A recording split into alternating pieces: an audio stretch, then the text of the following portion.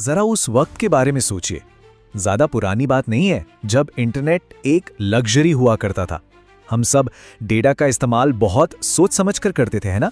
हर एक मेगाबाइट कीमती था। लेकिन फिर एक ऐसी क्रांति आई जिसने भारत के पूरे डिजिटल नक्शे को मतलब हमेशा के लिए बदल कर रख दिया। तो आज हम बात करेंगे जियो की कहानी की। अच्छा, ये बदलाव कितना बड़ा था? चलिए एक अंदाजा लगाते हैं। 2015 में सोचिए, सिर्फ 1 GB डेटा के लिए हमें करीब 250 रुपए देने पड़ते थे। और आज वही डेटा सिर्फ 10 रुपए में मिल जाता है। ये सिर्फ कीमतों में गिरावट नहीं थी, नहीं, ये एक पूरी की पूरी डिजिटल क्रांति थी जिसने करोड़ों भारतीयों की जिंदगी को सचमुच बदल दिया। तो सवाल ये उठता है कि आखिर ये क्रांति शुरू कैसे हुई? अच्छा, इसे समझने के लिए हमें जियो से पहले की दुनिया में वापस चलना होगा। ये वो दौर था जब डेटा सच में एक लग्जरी था और इंटरनेट पर किए गए हर एक क्लिक की कीमत चुकानी पड़ती थी। उस जमाने में हर भारतीय कंज्यूमर के लिए परेशानियां लगभग एक जैसी थीं। हर वॉइस कॉल पर मीटर चालू, डेटा पैक्स इतने महंगे थे कि जेब पर भारी पड़ते थे। और इंटरनेट का इस्तेमाल ज्यादातर काम के लिए होता था, न कि मनोरंजन के लिए। मार्केट पर बस कुछ बड़ी कंपनियों का ही कब्जा था और सच कहें तो ग्राहकों के पास कोई ज्यादा ऑप्शन थे ही नहीं। पर कहते हैं ना कि हर बड़ी समस्या अपने साथ एक बड़ा मौका भी लेकर आती है। इस पूरे मार्केट को बदलने के लिए एक बहुत मजबूत डिजिटल विजन की जरूरत थी। और इस क्रांति के पीछे का जो आइडिया था वो मुकेश अंबानी के दिमाग में पनप रहा था। इस पूरी क्रांति की चिंगारी पता है कब लगी? साल 2007 में। मुकेश अंबानी ने विदेश में देखा कि दुनिया कितनी तेजी से डिजिटल हो रही है, जबकि अपना देश भारत इस दौड़ में कहीं पीछे छूट गया है। उन्हें यह एहसास हुआ कि महंगा और धीमा इंटरनेट देश की तरक्की के रास्ते का सबसे बड़ा रोड़ा है। और बस यहीं से भारत के डिजिटल भविष्य को जीरो से बिल्कुल नए सिरे से लिखने का फैसला लिया गया। देखिए, एक विजन देखना एक बात है, लेकिन उसे हकीकत में बदलना, उसके लिए एक बहुत ही बड़ा दांव लगाना पड़ता है। और ये दांव इतना बड़ा था कि इसे भारत का सबसे बड़ा स्टार्टअप कहा गया। ये 1.5 लाख करोड़ का एक ऐसा जुआ था जिस पर उस वक्त किसी को भी यकीन नहीं था। टेलीकॉम इंडस्ट्री के जो बड़े बड़े एक्सपर्ट्स थे ना, वो तो इस आइडिया को सीधे सीधे खारिज कर रहे थे। उनका साफ कहना था ये फेल हो जाएगा। बिल्कुल, इतने बड़े इन्वेस्टमेंट के साथ जो रिस्क जुड़ा था वो उन्हें किसी पागलपन से कम नहीं लग रहा था। 1.5 लाख करोड़ रुपए, जरा इस रकम को सोच के देखिए। ये इतनी बड़ी रकम थी कि इसने भारत के सबसे बड़े स्टार्टअप इन्वेस्टमेंट का रिकॉर्ड तोड़ दिया। और ये पैसा सिर्फ एक कंपनी बनाने में नहीं लग रहा था, नहीं, बल्कि ये पैसा पूरे देश के लिए एक नया डिजिटल इंफ्रास्ट्रक्चर खड़ा करने में लगाया जा रहा था। और फिर वो दिन आया जिसने सब कुछ बदल कर रख दिया। जियो ने मार्केट में एक ऐसी स्ट्रैटेजी के साथ एंट्री की जिसके बारे में किसी ने सोचा तक नहीं था, और वो थी फ्री की क्रांति। 5 सितंबर 2016 ये वो तारीख थी जब जियो ने एक असली धमाका किया। Voice calls free, data almost free. इसका असर एक सुनामी जैसा था। देखते ही देखते पूरी इंडस्ट्री में डेटा की कीमतें 90% तक नीचे आ गईं और वोडाफोन, आइडिया जैसी बड़ी बड़ी कंपनियों को मार्केट में टिके रहने के लिए आपस में मर्ज होना पड़ा। तो ये स्ट्रैटेजी कितनी कामयाब रही, अंदाजा लगाइए। जियो ने सिर्फ 170 दिनों में 100 मिलियन यानी 10 करोड़ यूजर्स जोड़ लिए। सोचिए, फेसबुक जैसी ग्लोबल कंपनी को भी ये आंकड़ा छूने में 4 साल लग गए थे। जियो की रफ्तार, उसका कोई मुकाबला ही नहीं था। और बस इसी एक कदम से, जियो के आने से, भारत रातों रात एक डेटा की कमी वाले देश से दुनिया का नंबर 1 डेटा कंज्यूमर बन गया, रातों रात। लेकिन सस्ता डेटा देना तो बस एक शुरुआत थी, एक ट्रेलर था। जियो का असली मकसद, असली विजन इससे कहीं ज्यादा बड़ा था। उनका मकसद था एक ऐसा डिजिटल साम्राज्य बनाना जो सिर्फ एक सिम कंपनी तक ही सीमित न रहे। और इस बड़े मिशन का सबसे बड़ा हथियार बना जियो फोन। ये एक इफेक्टिवली फ्री स्मार्टफोन था जिसे खास तौर पर उन करोड़ों भारतीयों को इंटरनेट से जोड़ने के लिए बनाया गया था जो अब तक इस डिजिटल दुनिया से दूर थे। ये डिजिटल इंडिया के सपने को हकीकत बनाने की तरफ एक बहुत बड़ा, एक क्रांतिकारी कदम था।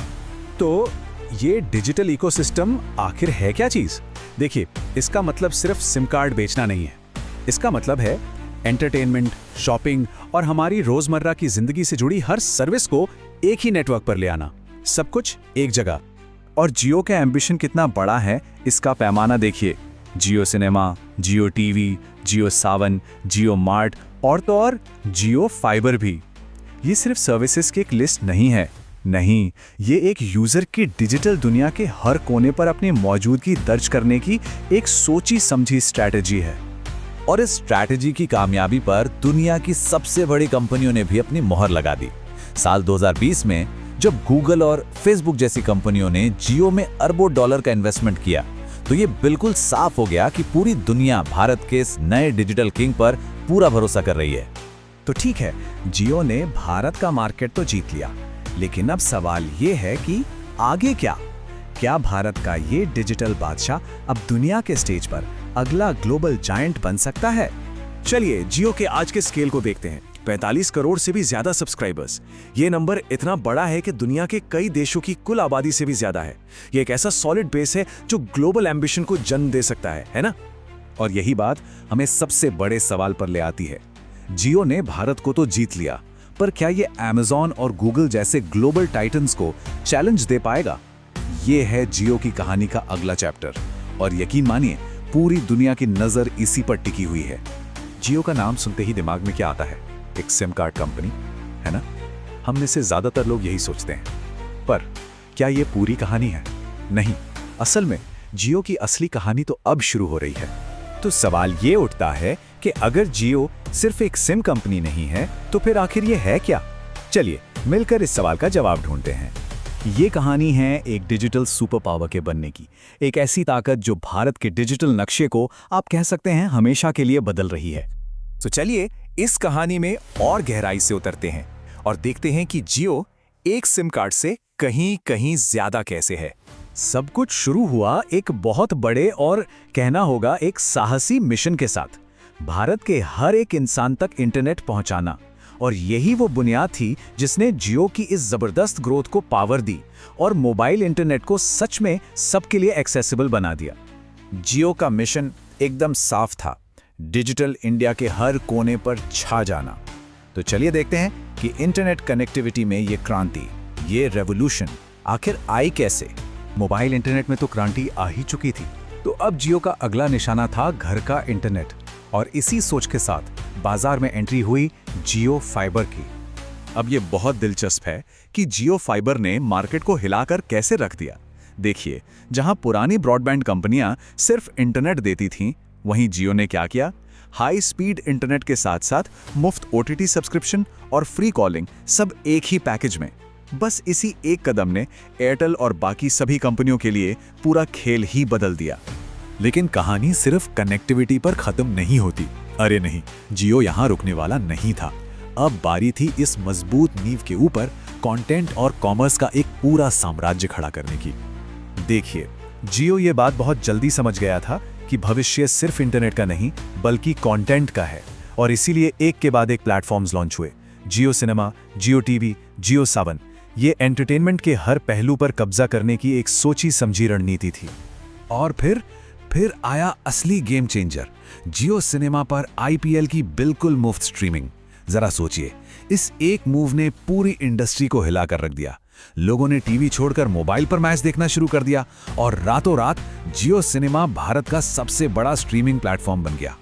अच्छा, एंटरटेनमेंट की दुनिया के बाद जियो ने ई-कॉमर्स मार्केट में एंट्री ली और लॉन्च किया जियो मार्ट, और निशाना सीधा Amazon और फ्लिपकार्ट जैसे बड़ी खिलाड़ियों पर। तो जियो मार्ट का सीक्रेट वेपन क्या था? वो था रिलायंस रिटेल का बहुत बड़ा फैला हुआ ऑफलाइन नेटवर्क।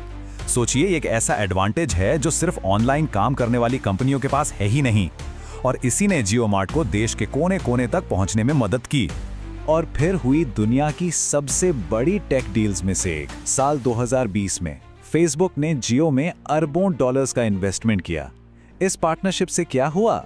जियो मार्ट को व्हाट्सएप के साथ जोड़ दिया गया, और नतीजा ये कि अब लोग सीधे अपनी व्हाट्सएप चैट से ही शॉपिंग कर सकते हैं। ये पार्टनरशिप कितनी स्ट्रेटेजिक थी, ये समझना जरूरी है। फेसबुक के साथ मिलकर कॉमर्स को व्हाट्सएप में लाया गया। वहीं दूसरी तरफ गूगल के साथ पार्टनरशिप का मकसद था एक सस्ता, एक अफोर्डेबल स्मार्टफोन बनाना, जियो फोन नेक्स्ट, ताकि भारत का हर नागरिक इंटरनेट से जुड़ सके। तो अब इन सभी अलग अलग सर्विसेज को एक साथ जोड़ने वाले मास्टर प्लान की बात करते हैं। और वो मास्टर प्लान क्या है? एक all in one super app बनाने की कमाल की सोच। यहाँ एक बात समझना बहुत जरूरी है, जियो अब सिर्फ एक टेलीकॉम कंपनी नहीं रही। ये जियो प्लेटफॉर्म्स नाम का एक टेक्नोलॉजी प्लेटफॉर्म बन चुका है, जो इंटरनेट, एप्स, क्लाउड, एआई और ई कॉमर्स इन सबको एक साथ लाता है। ये एक पूरा का पूरा डिजिटल इकोसिस्टम है। और यही है सुपर ऐप का विजन। एक ही ऐप में सब कुछ, payments, shopping, movies, messaging, banking, सब कुछ। बिल्कुल वैसे ही जैसे चीन में वीचैट है, भारत में भी एक ऐसा ही सिंगल ऐप बनाने का लक्ष्य है जहां किसी भी यूजर की सारी डिजिटल जरूरतें एक ही जगह पूरी हो जाएं। तो आगे क्या? अब जियो के भविष्य के विजन पर नजर डालते हैं, वो प्लान जो इसकी बादशाहत को और भी ज्यादा मजबूत करने वाला है। अगला मोर्चा है नेक्स्ट जनरेशन टेक्नोलॉजी का। जियो ने भारत का सबसे तेज 5G नेटवर्क तो लॉन्च कर ही दिया है, लेकिन ये सिर्फ स्पीड की बात नहीं है, ये स्मार्ट सिटीज और न जाने कितने ही नए आविष्कारों के लिए दरवाजे खोलेगा। और सिर्फ इतना ही नहीं, आर्टिफिशियल इंटेलिजेंस और क्लाउड कंप्यूटिंग में भी जियो अब गूगल और अमेज़न जैसे दिग्गजों को टक्कर देने की तैयारी कर रहा है।